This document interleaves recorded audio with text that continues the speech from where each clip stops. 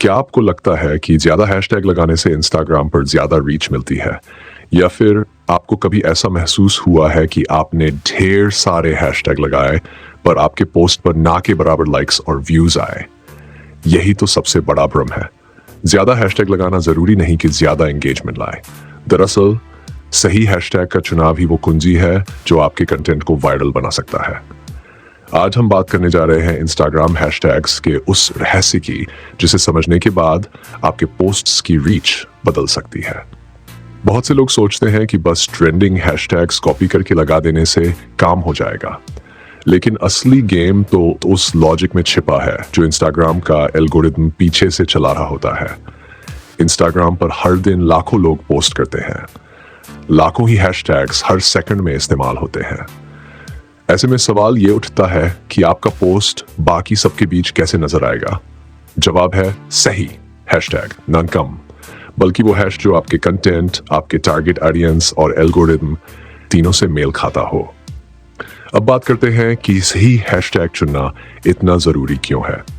जब आप कोई पोस्ट डालते हैं और उस पर हैशटैग लगाते हैं, तो इंस्टाग्राम उसे उन लोगों को दिखाने लगता है जो उस हैशटैग में दिलचस्पी रखते हैं। लेकिन अगर आपने ऐसे हैशटैग लगा दिए जिनका आपके कंटेंट से कोई लेना देना नहीं है, तो इंस्टाग्राम आपके पोस्ट को धीरे धीरे दबा देता है। और अगर आपने बार बार गलत या स्पैम लगे हैशटैग्स लगाए, तो आपका अकाउंट भी शैडो बैन हो सकता है, यानी आपका कंटेंट लोगों तक पहुंचेगा ही नहीं, चाहे आप कितनी भी मेहनत करें। एक और भ्रम यह है कि जितने ज्यादा हैशटैग्स लगाएंगे उतनी रीच बढ़ेगी। इंस्टाग्राम एक समय में 30 तक हैशटैग अलाउ करता है, लेकिन इसका मतलब ये नहीं कि आपको हर बार 30 लगाने ही हैं। अगर उनमें से आधे भी इरेलेवेंट या भरे हुए, ओवर यूज्ड हुए, तो आपके पोस्ट की क्वालिटी एल्गोरिथम की नजर में गिर जाती है। क्वांटिटी से ज्यादा क्वालिटी का ध्यान रखना जरूरी है। अब सोचिए, अगर आपका नीश है फैशन और आप लव या इंस्टागुड जैसे जेनरिक हैशटैग लगा रहे हैं, तो क्या ये आपके काम आएंगे? शायद ही, क्योंकि ये हैशटैग इतने ज्यादा इस्तेमाल हो चुके हैं कि आपके पोस्ट उन लाखों पोस्ट्स के बीच दब जाएंगे। इसकी जगह अगर आप नीश स्पेसिफिक और टारगेटेड हैशटैग्स लगाएं, जैसे कि इंडियन फैशन ब्लॉगर या डेजर्ट स्टाइल इंस्पो, तो आपके पोस्ट उन लोगों तक पहुंचेंगे जो वाकई उस कंटेंट को देखना चाहते हैं। इसी तरह लो कंपटीशन और मिड कंपटीशन हैशटैग्स का मिश्रण जरूरी है। अगर आप सिर्फ हाई वॉल्यूम हैशटैग्स का इस्तेमाल करते हैं, तो आपकी पोस्ट कुछ ही मिनट में टाइमलाइन से गायब हो जाएगी। लेकिन अगर आपने ऐसे हैशटैग्स का सही बैलेंस बनाया जो न ज्यादा कंपटीशन वाले हों और न ही बेकार, तो आपकी पोस्ट लंबे समय तक डिस्कवरेबल रह सकती है। सही हैशटैग्स चुनने का एक और तरीका है रिसर्च करना। बस किसी और के पोस्ट से कॉपी मत करिए। देखिए कि आपके नीश में जो लोग अच्छा परफॉर्म कर रहे हैं, वो कौन से हैशटैग्स का इस्तेमाल कर रहे हैं और क्या वो आपके कंटेंट से मेल खाते हैं। आप अलग अलग एप्स और टूल्स की मदद से भी हैशटैग्स की परफॉर्मेंस देख सकते हैं, जैसे कि किसी हैशटैग की पॉपुलैरिटी कितनी है, उसकी एंगेजमेंट रेट क्या है और वो किन यूजर्स को अट्रैक्ट कर रहा है। कई लोग ये भी पूछते हैं कि हैशटैग कैप्शन में डालें या कमेंट में। इसका सीधा सा जवाब है, जहां आपको नेचुरल लगे वहां डालिए। एल्गोरिथम दोनों जगह से पढ़ लेता है। फर्क सिर्फ इतना है कि कैप्शन में हैशटैग्स डालने से थोड़ी क्लैरिटी कम हो सकती है, जबकि पहले कमेंट में डालने से कैप्शन साफ दिखाई देता है। लेकिन अगर आपका कंटेंट और हैशटैग सही है, तो ये फर्क नेग्लिजिबल होता है। अब बात करते हैं ब्रांड बिल्डिंग की। अगर आप एक क्रिएटर हैं या कोई छोटा बिजनेस चला रहे हैं, तो आपको ब्रांडेड हैशटैग भी बनाने चाहिए। ऐसा हैशटैग जो सिर्फ आपके कंटेंट से जुड़ा हो। इससे आपका एक कम्युनिटी वाइब बनता है और लोग उस हैशटैग को फॉलो करके आपके बाकी पोस्ट्स तक भी पहुंच सकते हैं। ये ऑर्गेनिक ग्रोथ का एक स्मार्ट तरीका है। अगर आप रील्स बना रहे हैं, तो ये और भी जरूरी हो जाता है कि आप ट्रेंडिंग और निश स्पेसिफिक हैशटैग्स का सही मेल करें, क्योंकि रील्स का एल्गोरिथम थोड़ा अलग है।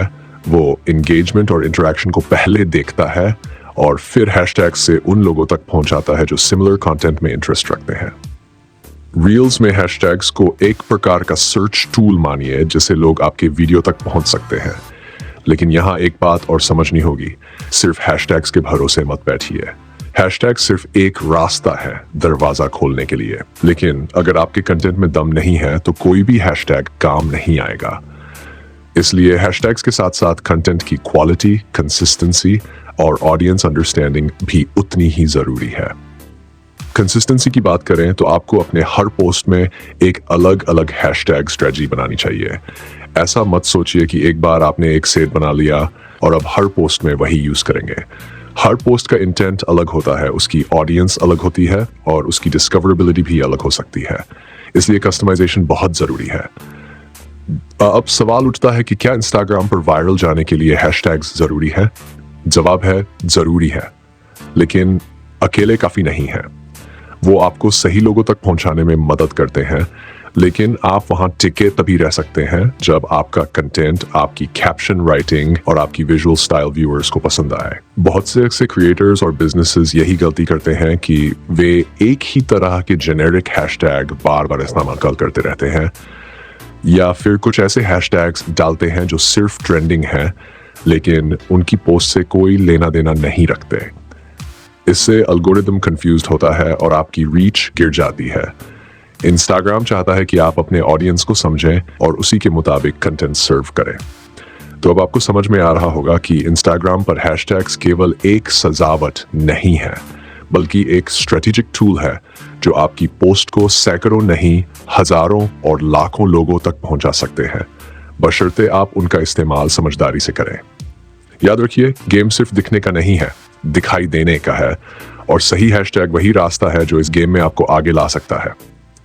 अब जरा खुद से सोचिए, क्या आप अब भी वही पुराने जेनेरिक हैशटैग्स इस्तेमाल करेंगे या अपने नीश के लिए खास स्मार्टली रिसर्च्ड हैशटैग्स चुनेंगे जो आपके कंटेंट को सच में उड़ान दें?